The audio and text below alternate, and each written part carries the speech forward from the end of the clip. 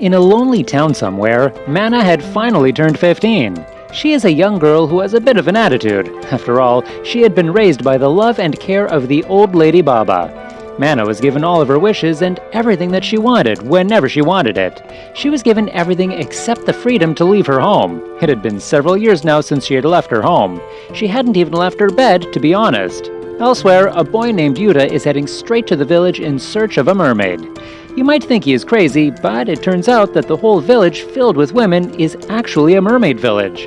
They have been taking care of Mana for several years and even feeding her their own flesh to keep her alive and pretty. When Yuta finally arrives at the village, he is confronted by several old women by the lake. Before he can explain his presence, the women use large harpoons and stab the man to death. They carefully take the body and throw it into the same cave where they killed their other members to make flesh for Mana to eat. Surprisingly so, moments later, Yuta wakes up. Despite suffering several injuries, he is still alive and sees the mermaid's body lying nearby. He carries the body and rushes to where the old ladies are. The old women, on the other hand, are in Mana's room showering her with compliments and love. When Yuta barges in with the mermaid, asking questions, the women are suddenly on their heels. They try to hit him with harpoons once more, but he avoids it and takes Mana hostage. As he points a sickle to Mana's neck, he realizes that she was actually a hostage to these women and her feet were locked inside a wooden cell so that she wouldn't run. Despite this, after realizing that Mana was really special to them, he ties the girl to his back and runs out of the house, evading the women's attack. Mana tries to stop him from abducting her, but Yuta is just too powerful. He takes her to the same cave as before and releases her from the shackles. He also uses the water to wash some of the wounds she had incurred in the earlier escape. Finally, Yuta reveals that he had once eaten mermaid flesh long ago and turned into an immortal. His friends who had eaten it with him had all turned into monsters or died soon after, and only he was left alive. He ran and hid, fearing he would die soon, but he never did. He was married too and never aged, while his wife became old and gray. When she finally passed, she told him to find a mermaid so that he could learn how to reverse his immortality. For 500 years now, Yuta had been traveling alone to find mermaids for this very purpose. Just as he finishes the story, a deformed monster just like his friend, the one that ate the mermaid's flesh, appears. Yuta stabs it with the harpoon and carries Mana out of the cave before it can get them. He leaves Mana to recover outside the cave while he goes to confront the women in hopes to find a cure. When he finally talks to Baba, bargaining Mana's return, they tell him that Mana is one of the many young human girls that they had captured from a nearby human village.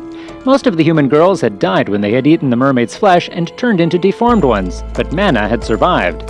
Since she did, she would act as the mermaid's food, making them all young and revitalized. That is what they were planning to do. Yuta then shows her that he ate mermaid flesh too and is on a quest to find a cure for his immortality. Baba suggests he cut off his head and die, but Yuta wants to die an old man just like everyone else.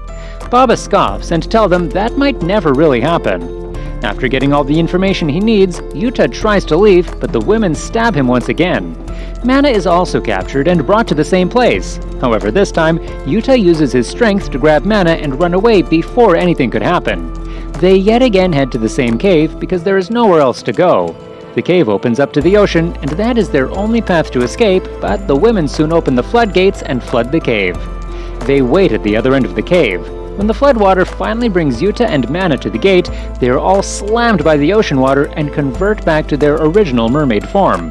Inside the water, they start clawing at Mana's blood and convert into young, beautiful mermaids, but Yuta saves her just before they could eat her. He brings Mana to the shore and grabs the harpoon for his protection as Baba approaches him. She reveals that she is a human who ate human flesh just like them. She tells Yuta that he will never find a cure because such a thing doesn't exist. As Yuta leaves with Mana, he tells her that life as an immortal isn't all bad, although he hopes to become mortal again. Several hundred years ago, in the pirate-infested Sea of Japan, were two pirate clans, Toba and Sakagami. The Toba pirates were led by a girl named Rin, who had a very moral way to look at piracy. She only steals 10% of the cargo passing in the ships, letting her victims leave in peace. While the Sakagai family acts like real-life pirates and slaughters the passengers of cargo ships to loot the entirety of the cargo. One day, Rin and her siblings are by the ocean when they notice another dead body by the shores. This body is of Yuta, and they assume it's the same as the several other dead bodies that have recently washed their shores. They bury Yuta. Rin then returns and talks to her sick father. She too seems to be fascinated by the idea of mermaid flesh and promises that she will get some for her father so that she can see him healthy again. Her father, however, tells her that nothing good can come out of having immortality and never-ending youth. The next day, as Rin and her siblings are by the beach once more, they witness the unthinkable. From the grave they dug yesterday, Yuta emerges like a zombie. He scares them witless at first, but soon manages to calm them down and explain his situation. He explains that he had died several times already, but came back to life every single time. This time, he had drowned in the storm while looking for mermaids on behalf of Sakagami chief's wife Isago. Yuta knows where he can find mermaids, but he decides to stay in the Toba village for a while alongside the Toba Islanders. One day, on their way to the local market, Rin and Yuta come across Isago. Isago instantly recognizes Yuta as the one that she had chosen to search for mermaids, and seeing him alive, stabs him in his hands to see if he had gained immortality. She quickly apologizes and lets them go, but soon follows them back to the Toba camp. When she realizes that Yuta's wounds have healed, she pulls out a sword and demands he reveal the location of the place where he found the mermaids. In the heated debate, she stabs Rin's father, prompting Rin to grab the blade and kill Isago on the spot. Rin then rushes to the place where Yuta described, and Yuta follows. Little do they know, this is all a trap set by the Sakagami clan who are following them. Rin and Yuta head to the place where Yuta knows the mermaids would be. They manage to find the mysterious mermaid, and Yuta jumps into the ocean to grab the mermaid and brings it out of the water, only for it to be stabbed to death by the Yakagami pirates. Even Yuta and Rin are captured by the pirates. Yuta is killed once more and thrown into the sea, while Rin is taken to Sakagami Island. While in captivity, Rin is visited by Isago, who apparently hasn't died. She reveals that she is also a mermaid who was captured by the Sakagami pirates, but since she had legs, they thought she was a human. She also states that she was pregnant for the last few years now and wanted the mermaid flesh so that she could finally give birth to her children. Later that day, the Sakagami chief and his goons are having a party after finally succeeding to get the mermaid flesh they were after. However, the chiefly has hoarded all the meat for himself. He calls forth Rin and starts abusing her, bashing her into the floor just to make her submit to his whims. Yuta, however, alive from his recent murder, arrives at the scene. The chief and his men alternately fought Yuta and Rin while they ate the mermaid's flesh. However, many were poisoned by the mermaid's flesh, and the survivors were turned into deformed ones, which soon outnumber Yuta and Rin. Luckily for them, the Toba pirates soon arrive there looking for Rin and battle it out. For a moment, the Sakagami chief thinks that he has gained immortality, but the poison just has a delayed effect on him, and he too starts turning into a massive deformed one. The child then realizes that this was all revenge plotted by Isago, who used them to get the mermaid's flesh for herself. He charges at her as she walks to the nearby cliff and jumps off. Yuta stops the deformed one just in time, but Isago is gone. She converts back to her mermaid form and swims away with her two young children. Back in the present, Yuta and Mana finally arrive at a town, and while chasing after a kitten, Mana gets hit by a truck and is taken to the local hospital run by old Dr. Sheena. When Yuta goes to inquire about his friend, old Dr. Sheena tells the police and Yuta that she survived and wandered away. However, the old doctor had lied and taken the girl's lifeless body back to the house of Sawa and a young woman named Toa. The man was planning to use the dead body to replace Toa's arm. He marks the area to be cut and just begins his incision when suddenly Mana awakens again and the doctor hastily stops. Elsewhere, Yuta searches for Mana all around and realizes that Sheena must have been lying. He goes to the police station to get the location of the old man and discovers that he has gone to a place called the Mermaid Forest, where a local legend says a mermaid is buried. Yuta reaches the place only to find Toa with her white hair shining in the moonlight waiting for him. She calls forth a huge deformed dog and orders it to attack him. The dog manages to kill Yuta pretty soon. The next day, when the sun comes up, Sheena, Tawa, and Sawa are ready to bury the poor guy. However, they notice that this man was alive, so instead, they imprison him. When Yuta awakens, he finds himself imprisoned inside the cell of the house, where Sawa comes to him and explains the whole situation. Their compound, the Mermaid Forest, was home to mermaid flesh and other things that were preserved for centuries by their family. Sawa's older sister, Toa, was really sick one day, and it didn't seem like she would make it. So, Sawa stole some of the mermaid blood from her stash and gave it to her. The blood turned Toa's hair white, and her left hand turned into a deformed structure. Unlike Yuta and Mana, she wasn't really immortal. Her face seemed the same, but her soul was old and wicked. As long as their father was alive, Toa was hidden and trapped in the basement, but when he passed away, she was free and now searching for the Mermaid Mound. Right then, Toa arrives once more and straps Yuta with the mad dog while she plans this time to not just transplant the hand, but her entire head onto Mana's body so that she no longer has to suffer the pain in her hand. Fearing for Mana's life, Sawa reluctantly reveals the location of the Mermaid Mound to her sister, and they all head to the place, leaving Yuta to die by the dog's fangs once more. When they finally reach the mound, they see a deformed one right there, and Toa sees what the mermaid flesh can actually do to a human being. Yuta somehow manages to escape the dog as well, and arrives at the scene. He warns Toa that eating mermaid flesh may completely transform her into a deformed one. However, Toa reveals that she never really wanted the flesh for herself. She wanted Sawa to have the flesh. It turns out that Sawa was always interested in immortality and the other perks of the mermaid's flesh, and when Toa became ill, she took the chance to experiment on her own sister. The experiment failed and it terrified her, so she continued to live her normal life, got married, had children, all the while poor Toa was trapped alone. So Toa now wanted to take revenge on her sister and grant her the immortality she so dearly wished for. Toa tries to force her sister to have the flesh, but right there the old Sawa has a heart attack and passes away, robbing Toa of her revenge. Toa wails in agony and asks them to burn the whole mermaid mound along with her inside it. With tears in his eyes, Sheena does as he is asked. He was once Toa's fiancé and had planned to take her away, but Toa wished to stay confined, waiting for her revenge. It was all for nothing in the end, but at least she had her peace. This leaves Yuta and Mana with a lot to ponder as they continue their journey. A few days have now passed, and Yuta and Mana are still on their journey around the world to find answers to their lives. On one such day, they both fall off a cliff when Mana goes running after a butterfly. They both fall off the cliff and die. Sometime later, a weird bandaged man appears and finds that Mana is alive and takes her away, leaving Yuta on the cliff. When Mana wakes up, she finds herself in a weird cave and notices that she is beside the strange bandaged man. At first, she is afraid, but soon realizes that this man is actually a deformed one who had not yet lost his mind. The man explains that 40 years earlier, he lived in a fishing village and ate mermaid flesh. He blacked out, and upon regaining his senses, discovered everyone in his village had been killed. Ever since then, he came to live in this cave after noticing what he had become. Mana takes a liking to the man and starts living with him. Elsewhere, an old hunter from the village finds Yuta. He is about to bury and perform a ritual for the man, but Yuta wakes up. He explains his situation, and the hunter realizes that Mana must be taken by the infamous monster Big Eyes. They both go in search of the monster and save Mana. Soon, Yuta and the hunter find Mana and Big Eyes and start firing at them. Big Eyes grabs Mana and takes her inside the cave where Mana sees tons of skeletons of humans that Big Eyes had killed and probably eaten. Before the poor man could explain, the hunter arrives once more and shoots Big Eyes. The monster finally goes berserk and starts attacking everyone around him.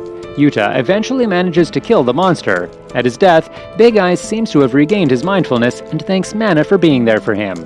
Later, Mana ponders that there are all sorts of deformed ones, all sorts of mermaids, and all sorts of Yutas, so she cannot really judge who is good or bad.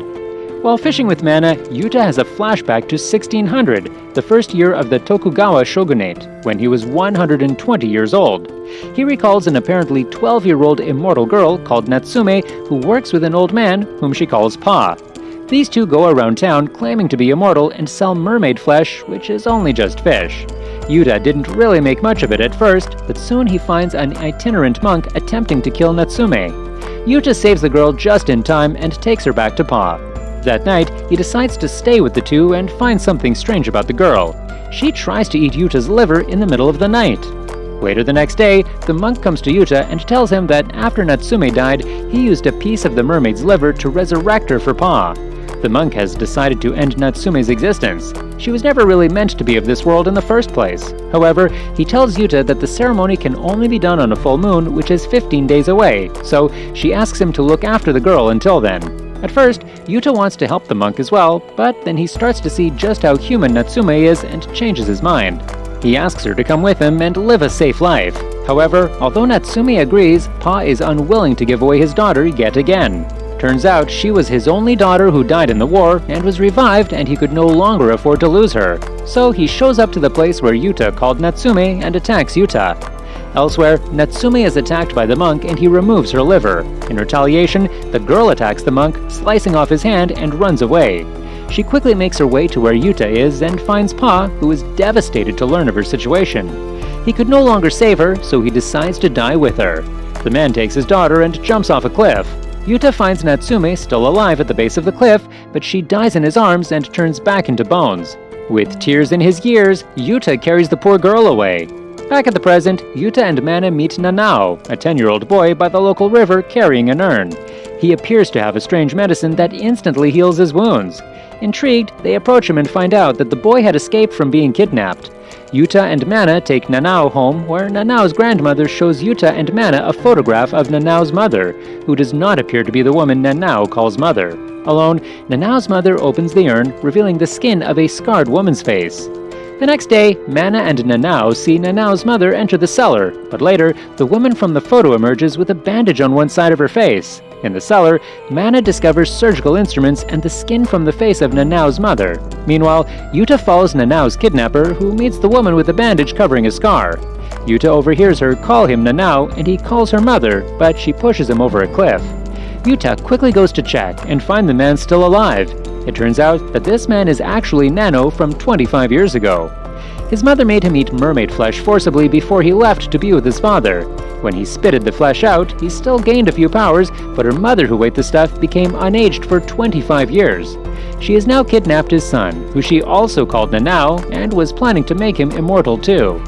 Mana is suddenly attacked by the scarred woman and manages to escape, but is wounded by an axe. The woman then painfully removes her own face and attaches the one from the box and reappears as Nanao's mother. Yuta also arrives at the scene to finally put two and two together, if he hadn't already. Being cornered, the mother grabs Nanao and takes him inside the cellar and tries to feed him the flesh as well. Nanao readily agrees, despite all the red flags. However, Yuta manages to stop them just in time. The mother wanted to stop Nano herself, but she couldn't do it. By the end, she had come to regret her actions. She tells Nanao to stay with his father for some time and leaves, and later, the body of a woman is found in a burned-out storehouse. Yuta takes Mana to visit the grave of the Kogure family grave, where 60 years earlier, he knew a kind girl named Nei. Later, when they are separated, Mana then encounters a girl being chased by a man with dogs and intervenes to save her. The girl kills the man with a rock, but Mana is blamed and his associates kill and bury her. Yuta searches for Mana and encounters Sokichi, an old man who was Nei's servant as a boy. Sokichi tells Yuta that everyone believed that Nei had left with Yuta, abandoning her fiancé Eijiro. However, Yuta doesn't remember taking Nei anywhere with him since he didn't want her to suffer living alongside him. Meanwhile, Mana revives and discovers that Eijiro has kept Nei confined on his estate, looking perpetually young, but without any knowledge of her past. Meanwhile, Yuta is captured by Eijiro's men and knocked unconscious, and he recalls the story of a traveling nun that Nei told him. Nei told him how a traveling nun left mermaid ashes which Nei used to create the Red Valley, a field of perennially blooming red flowers. When Yuta awakes, Eijiro tells him that he found Nei's body in the Red Valley, and Yuta tells him another version of the story of mermaid ashes in which a villager killed a nun to steal the ashes, but the nun came back to life and killed many of the villagers. Similar to the nun, Nei kills some of Eijiro's men and leaves with Mana following her. Eijiro orders his men to recapture Nei unharmed, but to decapitate Yuta and Mana. Sokichi helps Yuta escape, and they drive to the Red Valley. He reminds Yuta of a signal of arranged stones Yuta devised with Nei to meet in the Red Valley on the day he was to depart. Yuta denies that he gave the signal and suspects that someone else did.